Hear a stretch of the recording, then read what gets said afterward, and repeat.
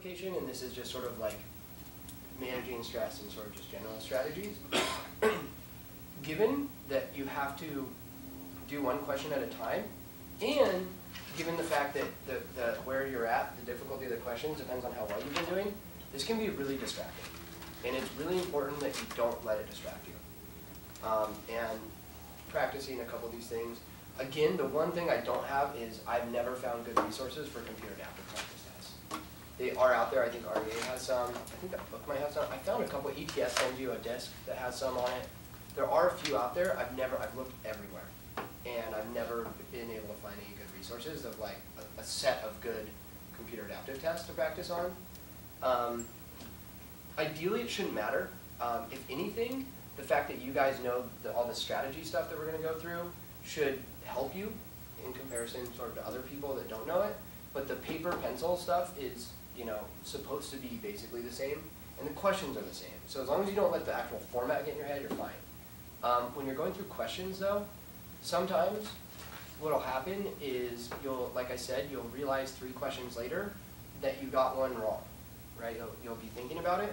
Try not to do that. It's really, really bad. You want to focus at every moment only on the question at hand. Don't think about the other questions. It's just going to distract you. It's going to make you take longer. And if you realize you miss one, it's going to get in your head. If you miss one, you can't go back. There's nothing you can do about it. Just be confident. Answer it, be confident, and just stick with it, right? And we'll go through a little bit about this, like when you should be confident, when you should try and second guess yourself a little bit. Be confident. Don't think about the other questions. Furthermore, another thing that people do that I think is a major error because it's highly distracting is people will try and gauge how well they're doing on the test based on how difficult the questions are. Now, this is a bad strategy or a bad thing to do for a couple of reasons. One, you don't really know. I didn't know how I did on the test, and I was doing really well. I had no idea, right? I knew on the math I did fairly well because the questions got pretty hard, but I didn't really know. You won't know. Secondly, it's hard to judge because if it's difficult for you, well, what level are you at, right? So it's very, very difficult to make that kind of assessment. And again, people get in their own heads. Either they think, oh, great, I'm doing really well, or they're like, oh, no, I'm not doing well. Well, that may or may not be the case. More importantly, there are a number of questions that look easy, but they're difficult because they're trick questions. And we're going to see a bunch of those. So the one thing to be aware of is if you're getting like hard, and all of a sudden you get this super easy question, it's probably a trick because it doesn't go massive jumps.